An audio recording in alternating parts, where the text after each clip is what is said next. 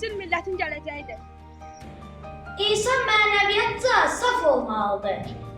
Azərbaycan dövlət müstəqilliyi daimdir, sarsılmazdır, dönməzdir. Bir xalqın gələcəyi onun gənclərinin səviyyəsindən, hazırlığından, cəmiyyəti tutduğu mövqedən asılıdır. Mən həmişə fəxr etmişəm. Bu gün də fəxr edirəm ki, mən Azərbaycanlıyam. Yol hər yerdə var, ancaq şərəfli yol bir dənədir. O da xalqın yoludur. Dövlətin iki şey sarsa bilər. Günahsızın cəza alması, günahkarın cəzasız qalması. Dünya üzərində məlum adından şərəfli ad eşitməmişəm. Yüksək mədəniyyətə malik olan xalq həmişə irəli gedəcək, həmişə yaşayacaq və həmişə qalib gələcəkdir.